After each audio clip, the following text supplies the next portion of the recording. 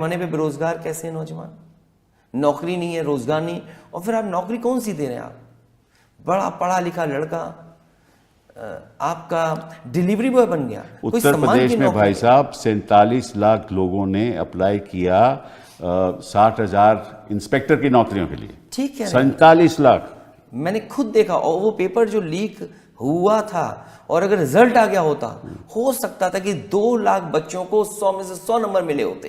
तो ये सरकार नौकरी कहां से देती? सही बात।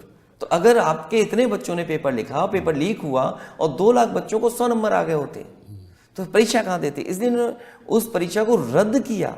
और अभी हाल में ही एयर इंडिया की जो नौकरी निकली मुंबई में, हाँ वो तो देखो 26 25 भगदड़ जिसमें 800 लोडर की नौकरी थी। सही बात है। तो अगर हम फिर लार्जेस्ट इकोनॉमी की बात कर रहे हैं, मेक इन इंडिया की बात कर रहे हैं, डिजिटल इंडिया की बात कर रहे हैं, स्मार्ट सिटी बनाने की बात कर रहे हैं, किसानों की आय दोगुनी की बात कर रहे हैं, हम इन्वेस्टमेंट की बात कर रहे हैं, हम G20 में इन्वेस्टमेंट और दुनिया में दिखाने की कोशिश कर रहे थे कि हम ये तरक्की की हैं, तो वो है कहाँ? जमीन पे तो नहीं दिखता है। नहीं, सभी चीज तो आसमान पे हो रही है ना, भाषण भी आसमानी है, सब कुछ खोखला है इनका। और अगर $5 ट्रिलियन की इकोनॉमी बनाना चाहते हैं दिल्ली वाले, तो यूपी वाले हमारे कहाँ पीछे हैं? क्योंकि प्रधानमंत्री वहीं से चुन करके आते हैं। वो कहते हैं कि हम $1 ट्रिलियन की इकोनॉमी बनाएंगे। जो इकोनॉमी 25 लाख करोड़ की अभी बनी है और उन्हें 80 लाख करोड़ तक पहुंचाना है, तो कैसे पहुंचाएंगे? क्या दिल्ली की सरकार मदद कर रही है? और मैंने भी कुछ दिन पहले हाउस में प्रधानमंत्री जी ने जो गांव गोद लिए थे, उनके बारे में मैंने कहा कि अगर प्रधानमंत्री जी के लिए हुए गोद गांव की तस्वीर अगर नहीं बदली है, तो देश के गांव की किस गांव की तस्वीर बदली होगी? बट बिजनेसमैन जिनको इन्होंने गोद लिया उनकी तो तस्वीर बदल गई। लेकिन ये सरकार ऐसी भी है, कब किसको गोद में लेगी, कब किसको अनाथ छोड़ देगी। सही बात। तो बहुत जल्दी अनाथ भी छोड़ देती है सरकार। ये बात तो सही है, ये बात तो सही है। तो गांव की जो अर्थव्यवस्था है वो बेहतर नहीं की, स्मार्ट सिटी का सपना दिखाया। अच्छे दिन तो भूल गए। अच्छे दिन तो आने ही नहीं है। हाँ, लेकिन ये लोग चले जाएंगे तो अच्छे दिन तो नहीं आएंगे, खुशियों के दिन तो आएंगे। हाँ, खुशी। नमामि गंगा, गंगा को साफ करना। अभी लखनऊ में एक नाले पर रिवर फ्रंट बनाना चाहती है सरकार। दुनिया में नाले पर रिवर फ्रंट कभी नहीं बना होगा।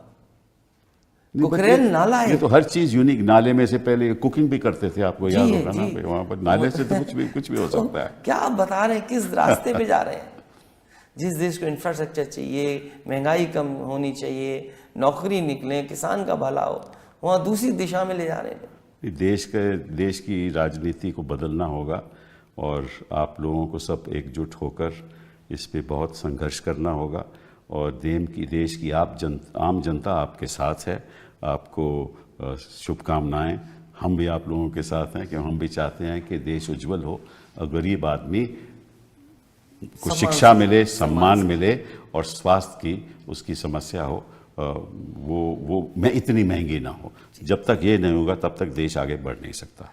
मैं धन्यवाद देता हूं कि आपने बुलाया। बहुत और सच है यही कि लेकिन हमारी दृष्टि एक ही है, जो बार बार दोहराते, चाहे हमें कोई मौलाना के नाम से देखता हो, चाहे मुल्ला के नाम से जानता हो, और चाहे चौधरी के नाम से देखता हो, चाहे मुलायम सिंह के नाम से देखता हो, चाहे समाजवादी पार्टी के अध्यक्ष के नाम से जानता हो। हमें पता नहीं कि उनकी मानसिकता कैसी है। वो अपनी अपनी मानसिकता के अनुसार अपनी अपनी कसौटी पे हमको रख सकते हैं, लेकिन हम आपसे कहना चाहते हैं, हमारा एक ही मकसद है, हमारा एक ही लक्ष्य है, वो है इंसाफ और इंसानियत। हमारा साफ लक्ष्य है, इंसाफ इंसानियत है। इसके अलावा हमारा न कोई दूसरा धर्म है और न दूसरा कोई हमारा नाम है। उत्तर प्रदेश एक ऐसा प्रदेश जहां विधानसभा की कुर्सी से ज़्यादा खतरनाक है वो खेल जो बंद कमरों में खेला जाता है। आज हम बात करेंगे 2 किस्सों की। एक उस नेता की जिसने अपने रिश्तों से दिल्ली हिला दी, और एक ऐसा फैसला लिया जिसने अपनी ही पार्टी की दिशा बदल दी।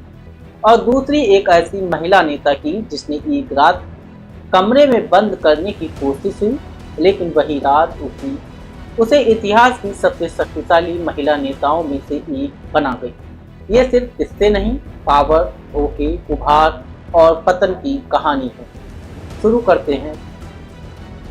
सोचिए, यूपी में एक ऐसा नेता जिसके फोन की घंटी दिल्ली के बड़े बड़े मंत्रियों की रातों की नींद उड़ा देते, और उसी नेता ने एक दिन अपने सबसे करीबी साथी से कहा, अब तुम पार्टी के लिए उपयोगी नहीं रहे। कैसे टूटी ये दोस्ती, आइए कहानी शुरू करते हैं। साल था 1990 के आसपास। उत्तर प्रदेश की राजनीति मंडल कमंडल की लड़ाइयों से हिल रही थी। मुलायम सिंह यादव एक तेजी से उभरता नाम, समाजवादी विचारधारा, संघर्ष का लंबा इतिहास और जनता के बीच मौजूद पकड़। इसी दौर में एक प्रभावशाली चेहरे की एंट्री होती है, नाम अमर सिंह। दिल्ली और मुंबई की दुनिया से जुड़े कॉरपोरेट और फिल्मी गलियारों में पकड़ रखने वाले और राजनीतिक फिक्सर माने जाने वाले व्यक्ति अमर सिंह। दोनों की मुलाकात और यहीं से शुरू होती है वो साझेदारी जिसने यूपी और दिल्ली की राजनीति को लगभग एक दशक तक दिशा दी। साल था 1996 से 2004 तक मुलायम सिंह और अमर सिंह की जोड़ी राजनीति की पावर जोड़ी बन गई। अमर सिंह सिर्फ राजनीतिकार नहीं थे, वे मुलायम के Delhi connection, funding manager, media coordinator और बड़े उद्योगपतियों से करीबी रिश्तों का पुल सब कुछ बन गए। दिल्ली में किसी का काम अटक जाए, लोग कहते अमर सिंह से मिल लो, काम हो जाएगा। कई लोग कहते थे कि अमर सिंह मुलायम का राजनीतिक रिमोट थे और मुलायम वो भी उन्हें परिवार का मानते। समय बीत रहा था, समाजवादी पार्टी धीरे धीरे ऐसा परिवार बन रही थी जिसमें एक नई पीढ़ी तैयार हो रही थी। अखिलेश यादव। अखिलेश की राजनीति साफ सुथरी, युवा और तकनीकी सोच वाली थी। दूसरी तरफ अमर सिंह रिश्तों, संपर्कों और सौदेबाजी वाली राजनीति करते थे। यहीं से शुरू होती है पहली टक्कर। क्लोज दरवाजों में मीटिंग्स होती। अखिलेश कहते पार्टी को नए तरीके चाहिए, अमर सिंह कहते पुराने रिश्तों से ही पार्टी चलती है। मुलायम सिंह बीच में फंस जाते। साल 2008 से 9 आते आते पार्टी में हलचल बढ़ने लगी। कुछ नेता मानते थे कि अमर सिंह का प्रभाव बहुत बढ़ गया, कुछ कहते थे कि पार्टी की पूर्व विचारधारा कमजोर हो रही। वहीं मीडिया में भी खबरें आने लगी कि यादव परिवार और अमर सिंह के बीच मतभेद गंभीर हो चुके हैं। दिल्ली की रातों में होने वाली डिनर मीटिंग्स की आलोचना होने लगी। कुछ नेताओं का आरोप था अमर सिंह पार्टी को कॉर्पोरेट स्टाइल में चला रहे। एक वक्त ऐसा आया जब मुलायम को लगा वे पार्टी के भविष्य और अपनी पुरानी वफादारियों के बीच फंस गए। साल था जनवरी 2010। एक साधारण प्रेस कॉन्फ्रेंस बुलाई जाती है। पत्रकार उम्मीद करते हैं कोई छोटा राजनीतिक बयान होगा, लेकिन मुलायम अपने शांत अंदाज में कहते हैं अमर सिंह ने इस्तीफा दे दिया है और अब वे पार्टी के लिए उपयोगी नहीं रहे। कमरे में सन्नाटा। राजनीति में जैसे भूचाल आ गया। अमर सिंह के बाहर आने के बाद समाजवादी पार्टी में एक नया अध्याय शुरू हुआ। अखिलेश यादव आगे आए, युवाओं की टीम बनी, पुरानी विवादित छवि को पीछे छोड़ा गया। दोस्ती टूटी तो सिर्फ दो लोगों की नहीं, यूपी की राजनीति का पूरा ढांचा बदल गया। अमर सिंह ने बाद में कई अलग बयानों में दर्द भी जताया, लेकिन सत्ता का खेल यही है। आज आपका फोन दिल्ली में घंटी बजाता है, कल वही फोन कोई नहीं उठाता। राजनीति में सबसे मजबूत रिश्ते भी सत्ता के सामने, बदलते समीकरण के सामने नहीं टिक पाते। और अब बढ़ते हैं उस कहानी की तरफ जो संघर्ष, साहस और अपमान से मिलती। एक महिला जिसके कमरे का दरवाजा बाहर से बंद कर दिया गया, बिजली काट दी गई। भीड़ चिल्ला रही थी और डर का माहौल था। लेकिन उसी रात उसने कहा, मैं डरने वाली नहीं। यही रात उसे मुख्यमंत्री कुर्सी तक ले गई। आइए पूरा किस्सा सुनते हैं।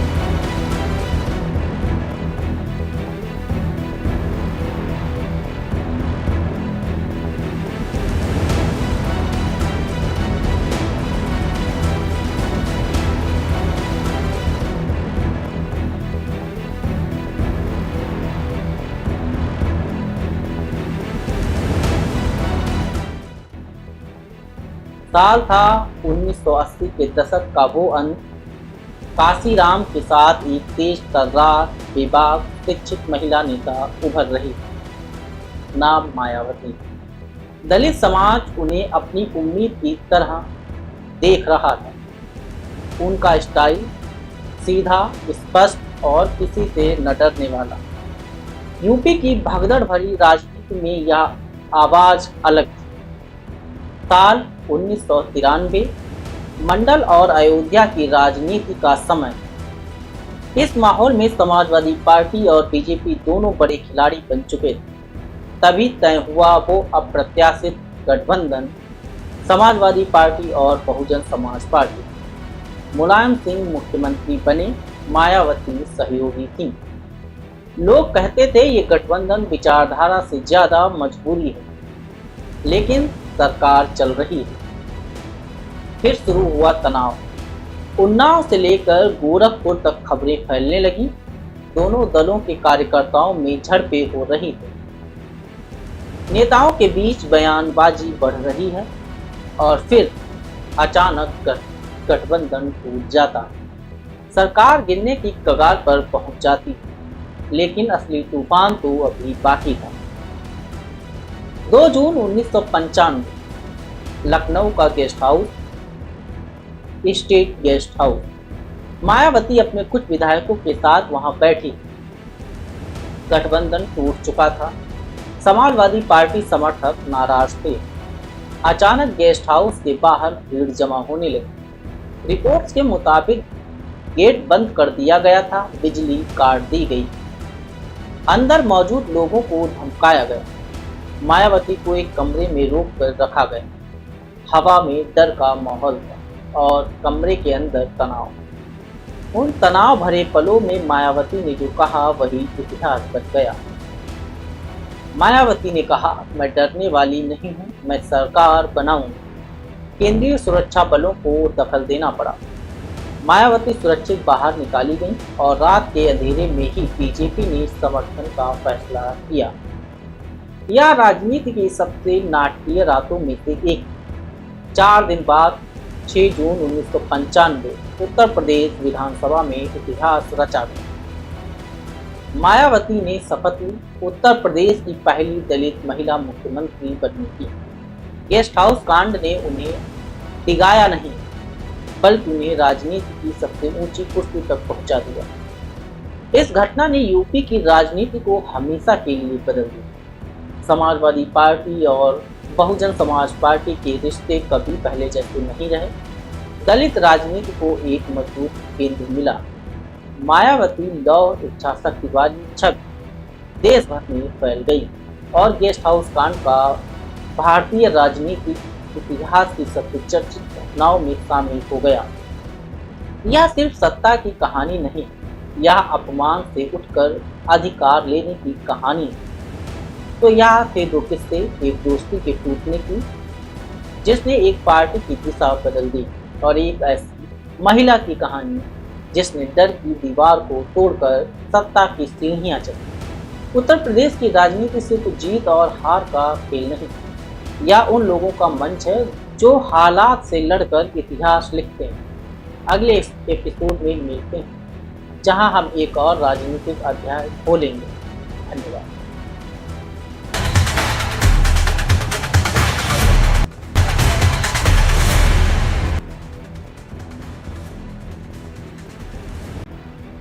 एक महिला जिसके कमरे का दरवाजा बाहर से बंद कर दिया गया, बिजली काट दी गई, भीड़ चिल्ला रही थी और डर का माहौल था। लेकिन उसी रात उसने कहा, मैं डरने वाली नहीं। यही रात उसे मुख्यमंत्री कुर्सी तक ले गई। आइए पूरा किस्सा सुनते हैं।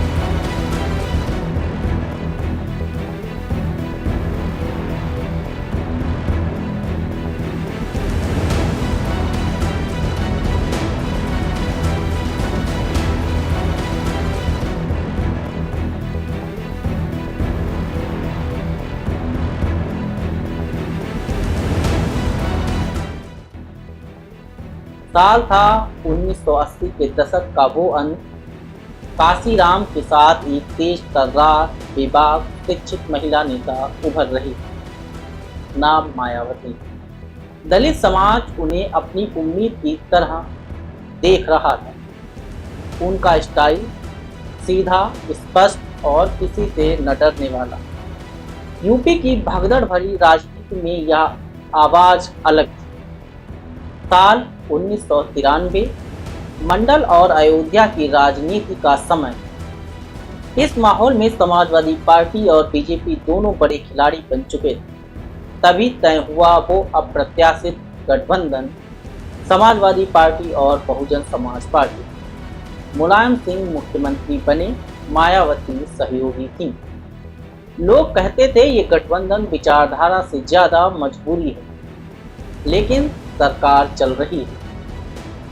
फिर शुरू हुआ तनाव। उन्नाव से लेकर गोरखपुर तक खबरें फैलने लगी। दोनों दलों के कार्यकर्ताओं में झड़पें हो रही थी। नेताओं के बीच बयानबाजी बढ़ रही है और फिर अचानक गठबंधन टूट जाता। सरकार गिरने की कगार पर पहुंच जाती, लेकिन असली तूफान तो अभी बाकी था।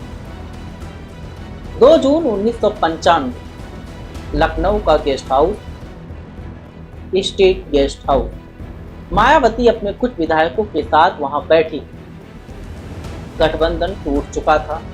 समाजवादी पार्टी समर्थक नाराज थे। अचानक गेस्ट हाउस के बाहर भीड़ जमा होने लगी। रिपोर्ट्स के मुताबिक गेट बंद कर दिया गया था, बिजली काट दी गई, अंदर मौजूद लोगों को धमकाया गया।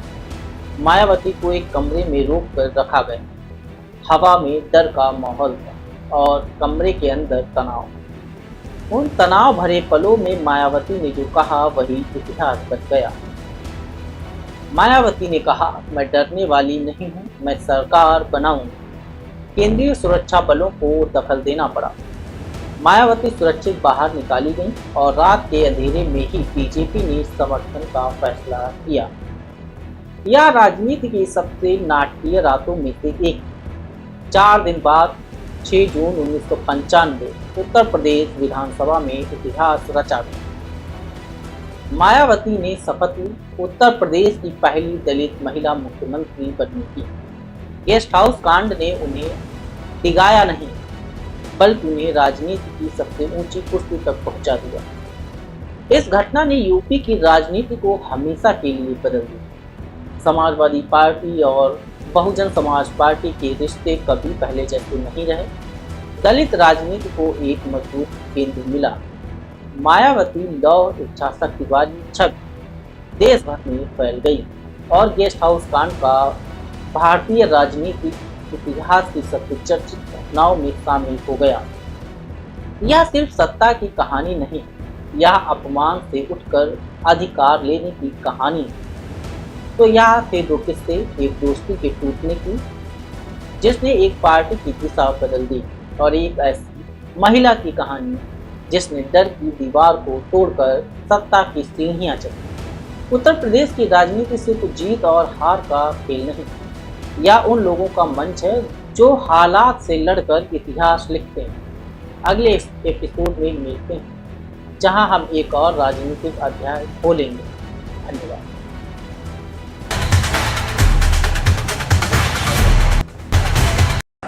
लेकिन हमारी दृष्टि एक ही है, जो बार बार दोहराते, चाहे हमें कोई मौलाना के नाम से देखता हो, चाहे मुल्ला के नाम से जानता हो, और चाहे चौधरी के नाम से देखता हो, चाहे मुलायम सिंह के नाम से देखता हो, चाहे समाजवादी पार्टी के अध्यक्ष के नाम से जानता हो। हमें पता नहीं कि उनकी मानसिकता कैसी है, वो अपनी अपनी मानसिकता के अनुसार अपनी अपनी कसौटी पे हमको रख सकते हैं, लेकिन हम आपसे कहना चाहते हैं हमारा एक ही मकसद है, हमारा एक ही लक्ष्य है, वो है इंसाफ और इंसानियत। हमारा साफ लक्ष्य है इंसाफ इंसानियत है। इसके अलावा हमारा न कोई दूसरा धर्म है और न दूसरा कोई हमारा नाम है। यह उत्तर प्रदेश एक ऐसा प्रदेश जहां विधानसभा की कुर्सी से ज़्यादा खतरनाक है वो खेल जो बंद कमरों में खेला जाता है। आज हम बात करेंगे दो किस्सों की। एक उस नेता की जिसने अपने रिश्तों से दिल्ली हिला दी, और एक ऐसा फैसला लिया जिसने अपनी ही पार्टी की दिशा बदल दी, और दूसरी एक ऐसी महिला नेता की जिसने एक रात कमरे में बंद करने की कोशिश हुई, लेकिन वही रात उसे इतिहास की सबसे शक्तिशाली महिला नेताओं में से एक बना गई। ये सिर्फ किस्से नहीं, पावर, धोखे, उभार और पतन की कहानी है। शुरू करते हैं।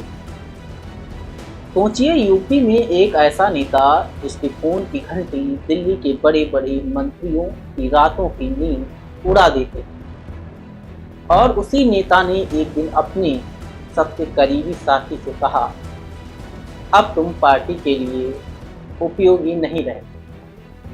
कैसे टूटी ये दोस्ती, आइए कहानी शुरू करते हैं। साल था 1990 के आसपास। उत्तर प्रदेश की राजनीति मंडल कमंडल की लड़ाइयों से हिल रही थी। मुलायम सिंह यादव एक तेजी से उभरता नाम, समाजवादी विचारधारा, संघर्ष का लंबा इतिहास और जनता के बीच मौजूद पकड़। इसी दौर में एक प्रभावशाली चेहरे की एंट्री होती है, नाम अमर सिंह। दिल्ली और मुंबई की दुनिया से जुड़े कॉरपोरेट और फिल्मी गलियारों में पकड़ रखने वाले और राजनीतिक फिक्सर माने जाने वाले व्यक्ति अमर सिंह। दोनों की मुलाकात और यहीं से शुरू होती है वो साझेदारी जिसने यूपी और दिल्ली की राजनीति को लगभग एक दशक तक दिशा दी। साल था 1996 से 2004 तक मुलायम सिंह और अमर सिंह की जोड़ी राजनीति की पावर जोड़ी बन गई। अमर सिंह सिर्फ राजनीतिकार नहीं थे, वे मुलायम के Delhi connection, funding manager, media coordinator और बड़े उद्योगपतियों से करीबी रिश्तों का पुल सब कुछ बन गए। दिल्ली में किसी का काम अटक जाए, लोग कहते अमर सिंह से मिल लो, काम हो जाएगा। कई लोग कहते थे कि अमर सिंह मुलायम का राजनीतिक रिमोट थे और मुलायम वो भी उन्हें परिवार का मानते। समय बीत रहा था, समाजवादी पार्टी धीरे धीरे ऐसा परिवार बन रही थी जिसमें एक नई पीढ़ी तैयार हो रही थी। अखिलेश यादव। अखिलेश की राजनीति साफ सुथरी, युवा और तकनीकी सोच वाली थी। दूसरी तरफ अमर सिंह रिश्तों, संपर्कों और सौदेबाजी वाली राजनीति करते थे। यहीं से शुरू होती है पहली टक्कर। क्लोज दरवाजों में मीटिंग्स होती। अखिलेश कहते पार्टी को नए तरीके चाहिए, अमर सिंह कहते पुराने रिश्तों से ही पार्टी चलती है। मुलायम सिंह बीच में फंस जाते। साल 2008 से 9 आते आते पार्टी में हलचल बढ़ने लगी। कुछ नेता मानते थे कि अमर सिंह का प्रभाव बहुत बढ़ गया, कुछ कहते थे कि पार्टी की पूर्व विचारधारा कमजोर हो रही। वहीं मीडिया में भी खबरें आने लगी कि यादव परिवार और अमर सिंह के बीच मतभेद गंभीर हो चुके हैं। दिल्ली की रातों में होने वाली डिनर मीटिंग्स की आलोचना होने लगी। कुछ नेताओं का आरोप था अमर सिंह पार्टी को कॉर्पोरेट स्टाइल में चला रहे। एक वक्त ऐसा आया जब मुलायम को लगा वे पार्टी के भविष्य और अपनी पुरानी वफादारियों के बीच फंस गए। साल था जनवरी 2010। एक साधारण प्रेस कॉन्फ्रेंस बुलाई जाती है। पत्रकार उम्मीद करते हैं कोई छोटा राजनीतिक बयान होगा, लेकिन मुलायम अपने शांत अंदाज में कहते हैं अमर सिंह ने इस्तीफा दे दिया है और अब वे पार्टी के लिए उपयोगी नहीं रहे। कमरे में सन्नाटा। राजनीति में जैसे भूचाल आ गया। अमर सिंह के बाहर आने के बाद समाजवादी पार्टी में एक नया अध्याय शुरू हुआ। अखिलेश यादव आगे आए, युवाओं की टीम बनी, पुरानी विवादित छवि को पीछे छोड़ा गया। दोस्ती टूटी तो सिर्फ दो लोगों की नहीं, यूपी की राजनीति का पूरा ढांचा बदल गया। अमर सिंह ने बाद में कई अलग बयानों में दर्द भी जताया, लेकिन सत्ता का खेल यही है। आज आपका फोन दिल्ली में घंटी बजाता है, कल वही फोन कोई नहीं उठाता। राजनीति में सबसे मजबूत रिश्ते भी सत्ता के सामने, बदलते समीकरण के सामने नहीं टिक पाते। और अब बढ़ते हैं उस कहानी की तरफ जो संघर्ष, साहस और अपमान से मिलकर इतिहास। लेकिन हमारी दृष्टि एक ही है जो बार बार दोहराते, चाहे हमें कोई मौलाना के नाम से देखता हो, चाहे मुल्ला के नाम से जानता हो, और चाहे चौधरी के नाम से देखता हो, चाहे मुलायम सिंह के नाम से देखता हो, चाहे समाजवादी पार्टी के अध्यक्ष के नाम से जानता हो। हमें पता नहीं कि उनकी मानसिकता कैसी है। वो अपनी अपनी मानसिकता के अनुसार अपनी अपनी कसौटी पे हमको रख सकते हैं, लेकिन हम आपसे कहना चाहते हैं हमारा एक ही मकसद है, हमारा एक ही लक्ष्य है, वो है इंसाफ और इंसानियत। हमारा साफ लक्ष्य है, इंसाफ इंसानियत है। इसके अलावा हमारा न कोई दूसरा धर्म है और न दूसरा कोई हमारा नाम है। यह उत्तर प्रदेश एक ऐसा प्रदेश जहां विधानसभा की कुर्सी से ज्यादा खतरनाक है वो खेल जो बंद कमरों में खेला जाता है। आज हम बात करेंगे दो किस्सों की। एक उस नेता की जिसने अपने रिश्तों से दिल्ली हिला दी, और एक ऐसा फैसला लिया जिसने अपनी ही पार्टी की दिशा बदल दी।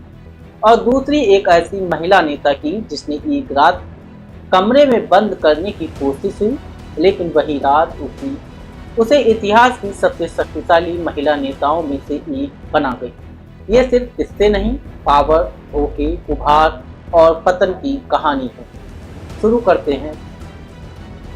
सोचिए, यूपी में एक ऐसा नेता जिसके फोन की घंटी दिल्ली के बड़े बड़े मंत्रियों की रातों की नींद उड़ा देते, और उसी नेता ने एक दिन अपने सबसे करीबी साथी से कहा, अब तुम पार्टी के लिए उपयोगी नहीं रहे। कैसे टूटी ये दोस्ती, आइए कहानी शुरू करते हैं। साल था 1990 के आसपास। उत्तर प्रदेश की राजनीति मंडल कमंडल की लड़ाइयों से हिल रही थी। मुलायम सिंह यादव एक तेजी से उभरता नाम, समाजवादी विचारधारा, संघर्ष का लंबा इतिहास और जनता के बीच मौजूद पकड़। इसी दौर में एक प्रभावशाली चेहरे की एंट्री होती है, नाम अमर सिंह। दिल्ली और मुंबई की दुनिया से जुड़े कॉरपोरेट और फिल्मी गलियारों में पकड़ रखने वाले और राजनीतिक फिक्सर माने जाने वाले व्यक्ति अमर सिंह। दोनों की मुलाकात और यहीं से शुरू होती है वो साझेदारी जिसने यूपी और दिल्ली की राजनीति को लगभग एक दशक तक दिशा दी। साल था 1996 से 2004 तक मुलायम सिंह और अमर सिंह की जोड़ी राजनीति की पावर जोड़ी बन गई। अमर सिंह सिर्फ राजनीतिकार नहीं थे, वे मुलायम के Delhi connection, funding manager, media coordinator और बड़े उद्योगपतियों से करीबी रिश्तों का पुल सब कुछ बन गए। दिल्ली में किसी का काम अटक जाए, लोग कहते अमर सिंह से मिल लो, काम हो जाएगा। कई लोग कहते थे कि अमर सिंह मुलायम का राजनीतिक रिमोट थे और मुलायम वो भी उन्हें परिवार का मानते। समय बीत रहा था, समाजवादी पार्टी धीरे धीरे ऐसा परिवार बन रही थी जिसमें एक नई पीढ़ी तैयार हो रही थी। अखिलेश यादव। अखिलेश की राजनीति साफ सुथरी, युवा और तकनीकी सोच वाली थी। दूसरी तरफ अमर सिंह रिश्तों, संपर्कों और सौदेबाजी वाली राजनीति करते थे। यहीं से शुरू होती है पहली टक्कर। क्लोज दरवाजों में मीटिंग्स होती, अखिलेश कहते पार्टी को नए तरीके चाहिए। अमर सिंह कहते पुराने रिश्तों से ही पार्टी चलती है। मुलायम सिंह बीच में फंस जाते। साल 2008 से 9 आते आते पार्टी में हलचल बढ़ने लगी। कुछ नेता मानते थे कि अमर सिंह का प्रभाव बहुत बढ़ गया। कुछ कहते थे कि पार्टी की पूर्व विचारधारा कमजोर हो रही। वहीं मीडिया में भी खबरें आने लगी कि यादव परिवार और अमर सिंह के बीच मतभेद गंभीर हो चुके हैं। दिल्ली की रातों में होने वाली डिनर मीटिंग्स की आलोचना होने लगी। कुछ नेताओं का आरोप था अमर सिंह पार्टी को कॉर्पोरेट स्टाइल में चला रहे। एक वक्त ऐसा आया जब मुलायम को लगा वे पार्टी के भविष्य और अपनी पुरानी वफादारियों के बीच फंस गए। साल था जनवरी 2010। एक साधारण प्रेस कॉन्फ्रेंस बुलाई जाती है। पत्रकार उम्मीद करते हैं कोई छोटा राजनीतिक बयान होगा, लेकिन मुलायम अपने शांत अंदाज में कहते हैं अमर सिंह ने इस्तीफा दे दिया है और अब वे पार्टी के लिए उपयोगी नहीं रहे। कमरे में सन्नाटा। राजनीति में जैसे भूचाल आ गया। अमर सिंह के बाहर आने के बाद समाजवादी पार्टी में एक नया अध्याय शुरू हुआ। अखिलेश यादव आगे आए, युवाओं की टीम बनी, पुरानी विवादित छवि को पीछे छोड़ा गया। दोस्ती टूटी तो सिर्फ दो लोगों की नहीं, यूपी की राजनीति का पूरा ढांचा बदल गया। अमर सिंह ने बाद में कई अलग बयानों में दर्द भी जताया, लेकिन सत्ता का खेल यही है। आज आपका फोन दिल्ली में घंटी बजाता है, कल वही फोन कोई नहीं उठाता। राजनीति में सबसे मजबूत रिश्ते वे सत्ता के सामने, बदलते समीकरण के सामने नहीं टिक पाते। और अब बढ़ते हैं उस कहानी की तरफ जो संघर्ष, साहस और अपमान से मिलकर इतिहास। लेकिन हमारी दृष्टि एक ही है जो बार बार दोहराते, चाहे हमें कोई मौलाना के नाम से देखता हो, चाहे मुल्ला के नाम से जानता हो, और चाहे चौधरी के नाम से देखता हो, चाहे मुलायम सिंह के नाम से देखता हो, चाहे समाजवादी पार्टी के अध्यक्ष के नाम से जानता हो। हमें पता नहीं कि उनकी मानसिकता कैसी है। वो अपनी अपनी मानसिकता के अनुसार अपनी अपनी कसौटी पे हमको रख सकते हैं, लेकिन हम आपसे कहना चाहते हैं हमारा एक ही मकसद है, हमारा एक ही लक्ष्य है, वो है इंसाफ और इंसानियत।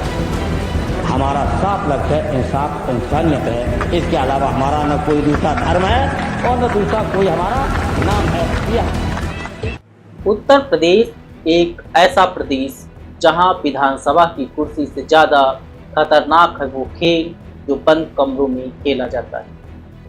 आज हम बात करेंगे दो किस्सों की। एक उस नेता की जिसने अपने रिश्तों से दिल्ली हिला दी, और एक ऐसा फैसला लिया जिसने अपनी ही पार्टी की दिशा बदल दी। और दूसरी एक ऐसी महिला नेता की जिसने एक रात कमरे में बंद करने की कोशिश हुई, लेकिन वही रात उसे इतिहास की सबसे शक्तिशाली महिला नेताओं में से एक बना गई। ये सिर्फ किस्से नहीं, पावर, धोखे, उभार और पतन की कहानी है। शुरू करते हैं। सोचिए, यूपी में एक ऐसा नेता जिसके फोन की घंटी दिल्ली के बड़े बड़े मंत्रियों की रातों की नींद उड़ा देते, और उसी नेता ने एक दिन अपने सबसे करीबी साथी से कहा, अब तुम पार्टी के लिए उपयोगी नहीं रहे। कैसे टूटी ये दोस्ती? आइए कहानी शुरू करते हैं। साल था 1990 के आसपास। उत्तर प्रदेश की राजनीति मंडल कमंडल की लड़ाइयों से हिल रही थी। मुलायम सिंह यादव एक तेजी से उभरता नाम, समाजवादी विचारधारा, संघर्ष का लंबा इतिहास और जनता के बीच मौजूद पकड़। इसी दौर में एक प्रभावशाली चेहरे की एंट्री होती है, नाम अमर सिंह। दिल्ली और मुंबई की दुनिया से जुड़े कॉरपोरेट और फिल्मी गलियारों में पकड़ रखने वाले और राजनीतिक फिक्सर माने जाने वाले व्यक्ति अमर सिंह।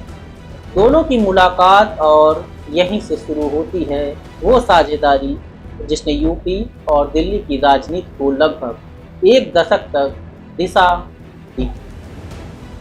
साल था 1996 से 2004 तक मुलायम सिंह और अमर सिंह की जोड़ी राजनीति की पावर जोड़ी बन गई। अमर सिंह सिर्फ राजनीतिकार नहीं थे, वे मुलायम के Delhi connection, funding manager, media coordinator और बड़े उद्योगपतियों से करीबी रिश्तों का पुल सब कुछ बन गए। दिल्ली में किसी का काम अटक जाए, लोग कहते अमर सिंह से मिल लो, काम हो जाएगा। कई लोग कहते थे कि अमर सिंह मुलायम का राजनीतिक रिमोट थे और मुलायम वो भी उन्हें परिवार का मानते। समय बीत रहा था, समाजवादी पार्टी धीरे धीरे ऐसा परिवार बन रही थी जिसमें एक नई पीढ़ी तैयार हो रही थी। अखिलेश यादव। अखिलेश की राजनीति साफ सुथरी, युवा और तकनीकी सोच वाली थी। दूसरी तरफ अमर सिंह रिश्तों, संपर्कों और सौदेबाजी वाली राजनीति करते थे। यहीं से शुरू होती है पहली टक्कर। क्लोज दरवाजों में मीटिंग्स होती। अखिलेश कहते पार्टी को नए तरीके चाहिए। अमर सिंह कहते पुराने रिश्तों से ही पार्टी चलती है। मुलायम सिंह बीच में फंस जाते। साल 2008 से 9 आते आते पार्टी में हलचल बढ़ने लगी। कुछ नेता मानते थे कि अमर सिंह का प्रभाव बहुत बढ़ गया। कुछ कहते थे कि पार्टी की पूर्व विचारधारा कमजोर हो रही। वहीं मीडिया में भी खबरें आने लगी कि यादव परिवार और अमर सिंह के बीच मतभेद गंभीर हो चुके हैं। दिल्ली की रातों में होने वाली डिनर मीटिंग्स की आलोचना होने लगी। कुछ नेताओं का आरोप था अमर सिंह पार्टी को कॉरपोरेट स्टाइल में चला रहे। एक वक्त ऐसा आया जब मुलायम को लगा वे पार्टी के भविष्य और अपनी पुरानी वफादारियों के बीच फंस गए। साल था जनवरी 2010। एक साधारण प्रेस कॉन्फ्रेंस बुलाई जाती है। पत्रकार उम्मीद करते हैं कोई छोटा राजनीतिक बयान होगा, लेकिन मुलायम अपने शांत अंदाज में कहते हैं अमर सिंह ने इस्तीफा दे दिया है और अब वे पार्टी के लिए उपयोगी नहीं रहे। कमरे में सन्नाटा। राजनीति में जैसे भूचाल आ गया। अमर सिंह के बाहर आने के बाद समाजवादी पार्टी में एक नया अध्याय शुरू हुआ। अखिलेश यादव आगे आए, युवाओं की टीम बनी, पुरानी विवादित छवि को पीछे छोड़ा गया। दोस्ती टूटी तो सिर्फ दो लोगों की नहीं, यूपी की राजनीति का पूरा ढांचा बदल गया। अमर सिंह ने बाद में कई अलग बयानों में दर्द भी जताया, लेकिन सत्ता का खेल यही है। आज आपका फोन दिल्ली में घंटी बजाता है, कल वही फोन कोई नहीं उठाता। राजनीति में सबसे मजबूत रिश्ते भी सत्ता के सामने, बदलते समीकरण के सामने नहीं टिक पाते। और अब बढ़ते हैं उस कहानी की तरफ जो संघर्ष